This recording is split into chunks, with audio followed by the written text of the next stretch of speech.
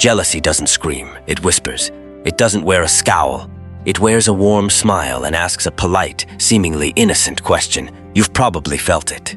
That sudden, inexplicable drop in your energy after a conversation with a friend or a family member.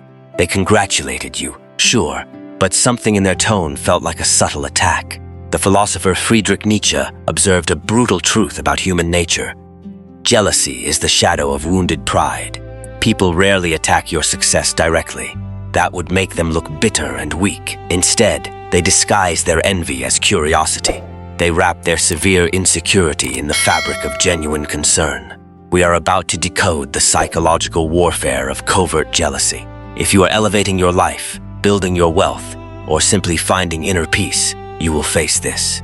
If you want to master your psychological defenses and join a community of thinkers who refuse to be dragged down by the herd, hit the subscribe button, turn on the bell, and like this video. Share it with someone who needs to hear this truth, and drop a comment below if you've ever experienced toxic jealousy from someone close to you.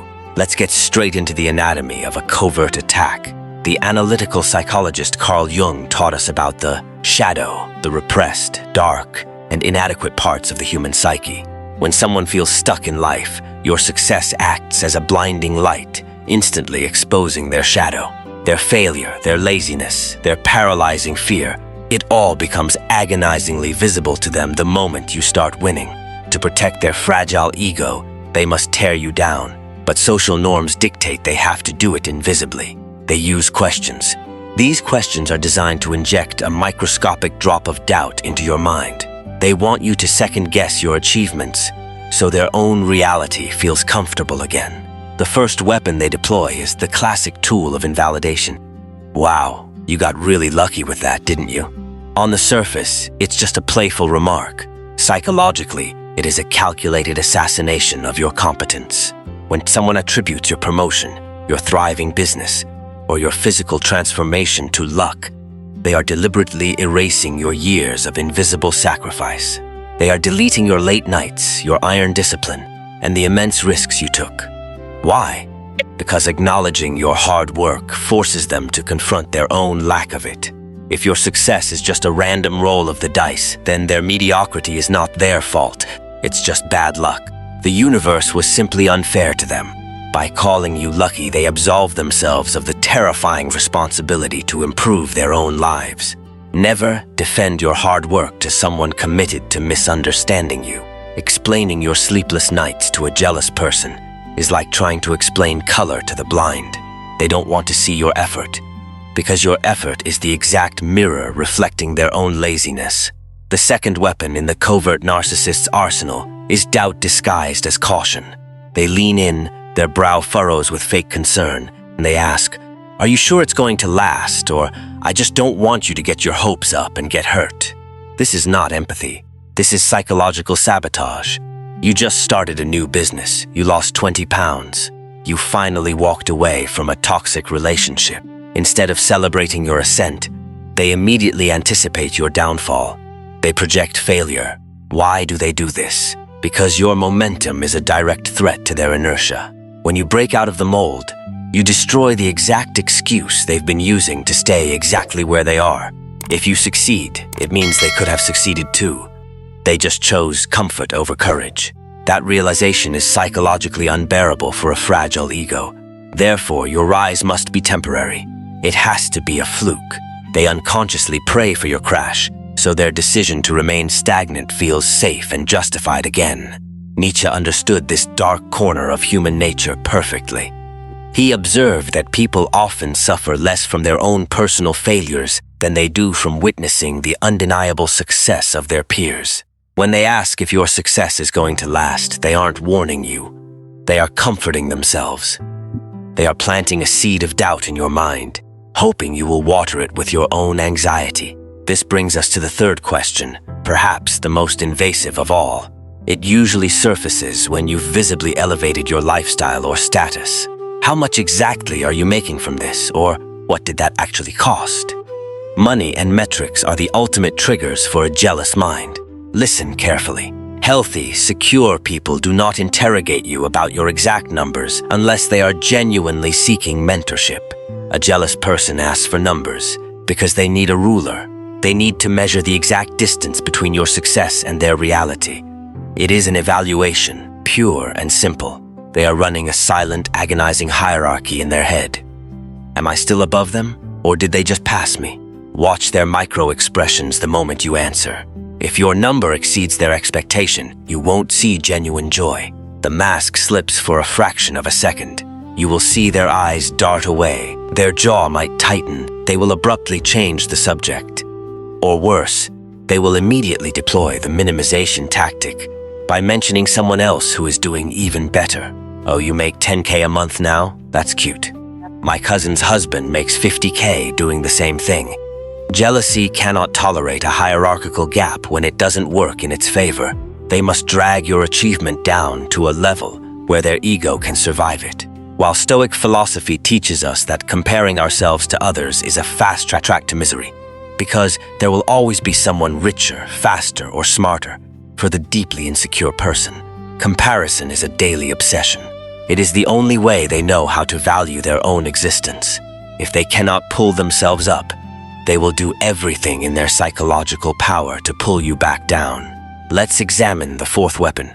It masquerades as genuine care and concern. Aren't you afraid of failing, or is it really worth the risk right now? This is projection in its purest form. They are not worried about your downfall. They are terrified of your potential ascent. When you decide to step outside the prescribed boundaries, whether you are changing careers, cutting off a toxic relationship, or launching a new venture, you break the unspoken contract of mutual stagnation.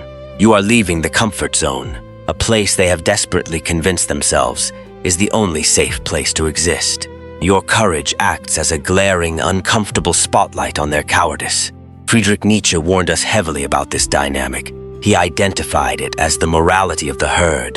The herd survives by keeping everyone tethered to the ground. If no one flies, no one has to feel inferior about walking. When they ask if you are afraid of failing, what they are actually saying is, I am terrified of failing, and seeing you take this risk makes me feel severely inadequate.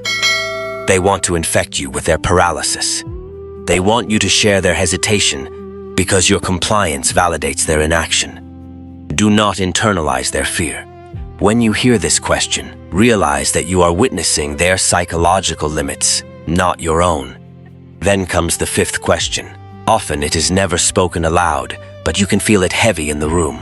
You hear it in the delayed congratulations, the tight smile, or the sudden dismissive change of topic. The question is, why you? Why him? Why her? Why not me? This is the absolute core of covert jealousy. It stems from a profound sense of entitlement mixed with a complete denial of reality. A jealous mind operates on a highly distorted accounting system. It meticulously tracks your rewards but deliberately deletes your sacrifices. They see the promotion, the wealth, or the peaceful relationship, but they willfully ignore the years of brutal, unseen labor, the anxiety, the late nights, and the repeated failures you endured to get there. Why do they do this? Because acknowledging the process means acknowledging the price. If they admit that you paid a heavy price in blood, sweat, and time, they have to face the agonizing truth that they simply weren't willing to pay it. It is psychologically easier to resent you than to take responsibility for their own life. To an insecure person, your success is not a separate event. They internalize your external victory as a personal attack. An individual aligned with their own purpose feels zero threat when someone else wins. But a fragmented, fragile ego views life as a zero-sum game. If you have the light, it means they are being forced into the dark. These questions about luck, about longevity, about your exact income, and about your risks are all desperate attempts to close that psychological gap. They are trying to drag your reality down to a level where their ego can survive. In our modern age of constant digital exposure, this dynamic is amplified 100-fold. Social media has turned our lives into a relentless scoreboard. You are no longer just comparing yourself to your neighbor. You are comparing your behind-the-scenes reality with the highly curated highlight reels of the entire world. This breeds a chronic, low-grade resentment in people who lack self-mastery. They scroll, they consume, and they bitterly ask, why not me? When you truly understand this mechanism, your entire perspective shifts. you stop taking their covert attacks personally. You begin to see the tragedy of the jealous mind.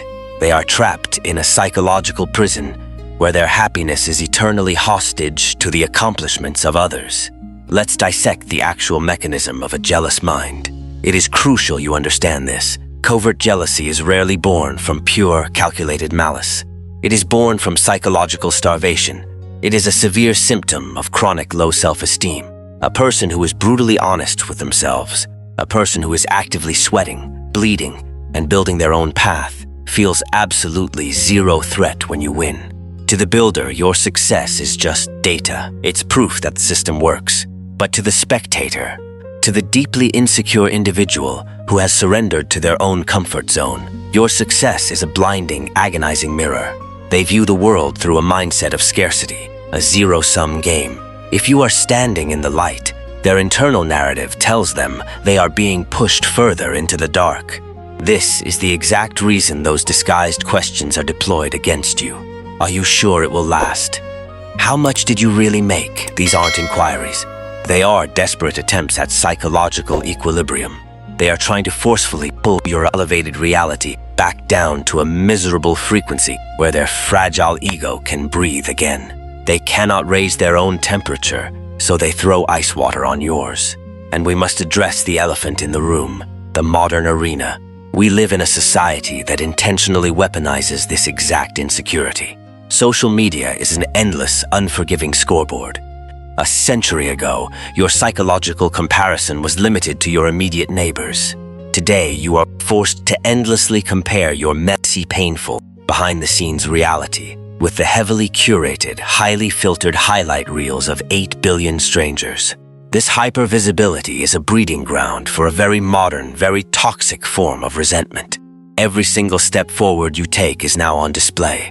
Therefore, every single step forward you take is a potential trigger for the insecurities of the herd watching you. Modern jealousy isn't just common. It is amplified, normalized, and rewarded by algorithms that feed on outrage and comparison. When you truly internalize this, your entire reaction to covert disrespect changes. You stop taking their passive-aggressive questions personally. You stop getting angry. Instead, you start seeing these people clearly. You see beyond the polite smile and the fake concern. You see the tragedy of a mind trapped in a prison of its own making, a mind where happiness is eternally held hostage by the achievements of others. But let me be absolutely clear. Understanding their psychological brokenness does not mean you tolerate their disrespect. Empathy is not an invitation to become a doormat. You must build a fortress around your energy. Friedrich Nietzsche spoke of the individual who rises above the petty, resentful morality of the herd. To do this, you must adopt a stance of controlled, stoic indifference. When they throw a disguised insult at you, do not take the bait. Do not over-explain your late nights. Do not justify your sacrifices to someone who is committed to misunderstanding you. And above all, never, ever shrink your ambition to make an insecure person feel comfortable in your presence. Diminishing your light to appease their darkness is the ultimate betrayal of your own potential. So, you have decoded the questions. You hear the disguised doubt, the fake concern, the metric-driven evaluation. What is your exact psychological protocol? How do you neutralize a covert attack without rolling in the mud with them? Here is your actionable framework. First, weaponize your silence. Do not fall into the trap of over-justifying your success. When they ask if you just got lucky, your instinct is to explain your 80-hour work weeks. Stop. Explaining yourself to a jealous person is a subconscious plea for their validation. You do not need their permission to win. A simple deadpan, "I worked hard for it," followed by silence is devastatingly effective. It starves their ego of the debate it desperately craves. Second, never self-deprecate to make them comfortable. This is a crucial mistake many empathetic people make. You achieve something great, sense their envy, and immediately downplay it. "Oh, it's not a big deal," or "I still have a long way to go." No, shrinking your reality to soothe their insecurity is self-betrayal. Own your victory. Let them sit in the discomfort of your unapologetic success. Their emotional regulation is not your responsibility. Third, master the art of controlled indifference. The jealous mind wants a reaction. They want you to get defensive, angry, or doubtful. That reaction proves they still have power over your emotional state. Instead, offer them a wall of calm, unbothered confidence. When they ask, "Are you sure it's going to last?" look them dead in the eye and say, "I am entirely focused on building, not worrying." Then, pivot the conversation. You dictate the terms of engagement. Fourth, enforce ruthless boundaries. You must become a gatekeeper to your own energy. If someone consistently disguises their resentment as friendly advice, revoke their access to your inner circle. You cannot build an empire, a peaceful mind, or a healthy body while surrounded by architects of doubt. Cut the dead weight. Finally, keep moving.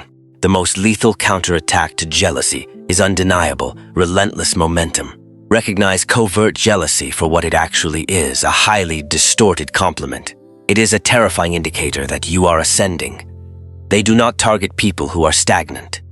They only target the ones who are moving forward and disturbing the status quo of their comfortable mediocrity.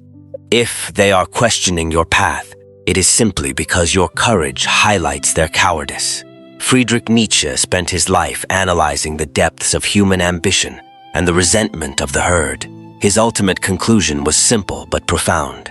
Your mission on this earth is not to pacify the insecure. Your mission is not to camouflage your brilliance so others can feel better about their darkness. Your one and only mission is to become fully unapologetically yourself. Walk your path, build your life, and accept that your light will always blind those who refuse to step out of the shadows.